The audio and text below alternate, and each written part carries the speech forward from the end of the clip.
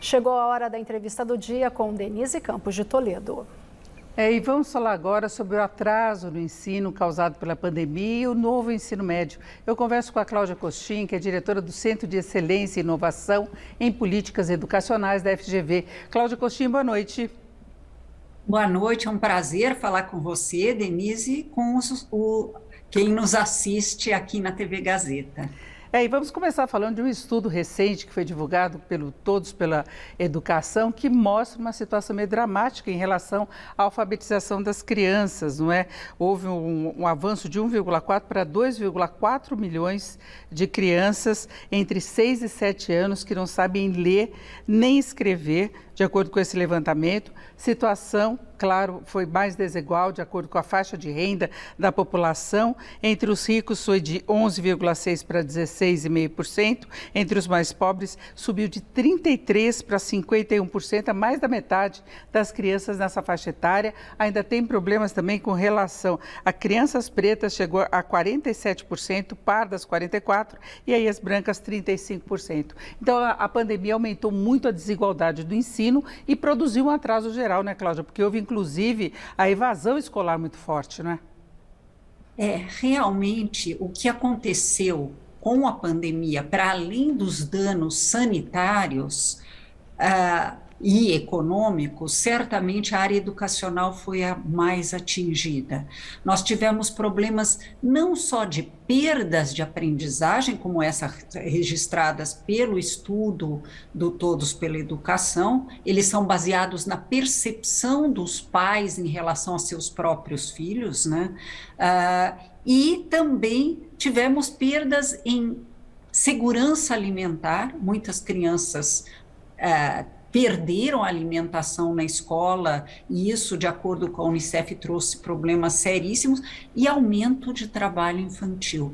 Então, as crianças e jovens foram muito afetadas com o fechamento por 2 anos letivos praticamente inteiros nas escolas públicas, com as escolas fechadas, ou em sistema de rodízio, né?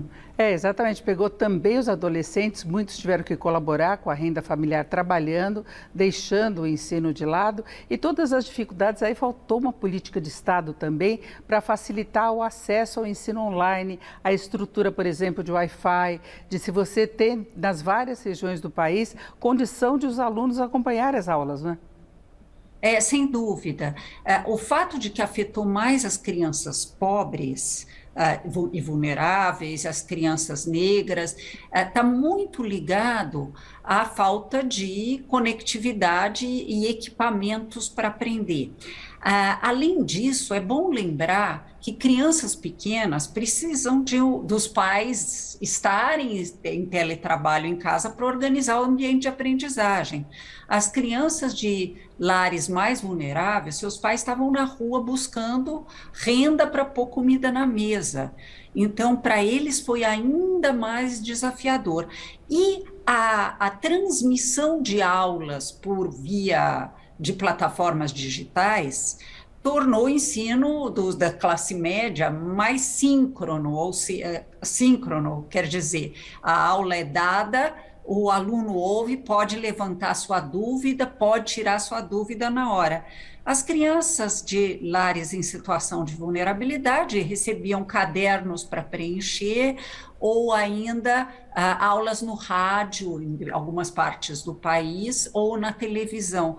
E aí as dúvidas não eram respondidas, pelo menos não no momento em que elas apareciam. Então, realmente, a pandemia cobrou um preço humano muito maior das crianças em situação de vulnerabilidade. E vamos lembrar, Denise, né? Desigualdade educacional já existia antes da pandemia. O que aconteceu Exatamente. Foi um grande aprofundamento dessa desigualdade educacional. A gente já tinha problemas, por exemplo, em relação ao PISA, outros levantamentos que mostravam o atraso do Brasil nessa questão educacional, que só se agravou. E a gente percebe que agora não basta reivindicar o retorno às aulas numa normalidade, a gente está tendo vacinação das crianças, mas essa defasagem fica. A gente ouve falar em políticas dos estados, em algumas políticas públicas foi o ensino público mais prejudicado. Mas pela sua experiência, o que você acha que deveria ocorrer brasileiro hoje para se tentar, pelo menos, diminuir essa desigualdade e depois partir para uma recuperação do ensino em geral no país? Bom, em primeiro lugar, de acordo com os epidemiologistas, a escola se transformou num lugar mais seguro, né? Porque os professores tomaram 3 doses da vacina, os adolescentes pelo menos 2, e várias crianças começam a ser vacinadas. E lá existem adultos olhando. A criança na rua, que é a criança em situação de vulnerabilidade, ela não está segura. Além disso, nós precisamos, ao voltar às aulas, para além de haver um acolhimento e até uma busca ativa das crianças que não estão voltando ou que não aparecerem para receber suas aulas, nós temos que ter um processo de recuperação ou de recomposição das aprendizagens perdidas importante. Infelizmente, tem muita gente dizendo, não pode falar em perdas de aprendizagem, porque senão estigmatiza uma geração inteira. Gente, pelo amor de Deus, houve uma perda muito grande, não vamos varrer os problemas para debaixo do tapete. É importante criar um sistema robusto de recuperação dessas aprendizagens. Alguns estados estão, durante 2 dias na semana, tirando essas crianças das suas salas de aula e agrupando por nível de aprendizado para recuperar, especialmente em português e matemática. Vai ser importante também olhar para a saúde mental dessas crianças e adolescentes. Houve muito problema de depressão entre adolescentes, eles precisam do convívio com seus colegas, lógico, de um convívio seguro, mas precisam. E também vai ser importante conectar o que a criança está aprendendo com aquilo que ela vivenciou com a pandemia. Denise, eles viveram um momento histórico muito triste, mas um momento histórico. Então, a pior coisa que poderia acontecer com eles é a Covid virar um tabu, não poder falar disso que foi vivenciado, do que se perdeu, dos entes queridos que se foram, das pessoas que adoeceram. Vamos transformar essa triste realidade em um momento de aprendizagem também. E, Cláudia, esse retorno coincide com o momento de mudanças no ensino médio. Isso foi aprovado ainda no governo Temer, mas começa a ser aplicado agora. Aumento de carga horária, uma mudança também na grade curricular, começa pelo primeiro ano, não é? E depois vai prosseguir nos próximos anos. Você acha que esse aumento de carga horária, a nova configuração, ajuda, pelo menos nessa faixa etária?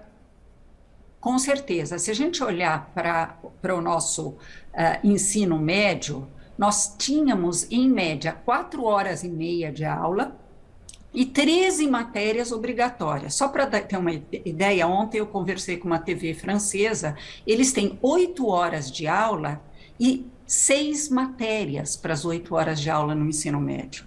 Não faz sentido o que nós estávamos vivendo. De fato, precisava mudar e fazer como fazem todos os países que têm bons sistemas educacionais. Ter um turno único, ou seja, não tem a turma da manhã e a turma da tarde, a gente progressivamente caminhando para 7 horas de aula, alguns países têm 8 ou 9, mas pelo menos 7 horas de aula, como faz, aliás, Pernambuco e Paraíba, eles já têm 8 horas de aula no ensino médio. E viveu o primeiro ano de implantação do novo ensino médio. Nesse primeiro ano, ou primeira série do ensino médio, ainda não há itinerários formativos, que são as áreas que os alunos vão escolher para o seu aprofundamento. Eles são expostos ao conjunto de conteúdos das disciplinas e depois eles, mediante uma discussão sobre seu projeto de vida, que são os seus sonhos, eles vão escolher para em 2023 ter um itinerário formativo que são as áreas em que eles vão se aprofundar. É isso. Vai ser muito desafiador, mas vai dar certo. É isso, ouvimos a Cláudia Costin, diretora do Centro de Excelência e Inovação em Políticas Educacionais da FGV. Cláudia, obrigada, uma boa noite. Eu é que agradeço. Com vocês.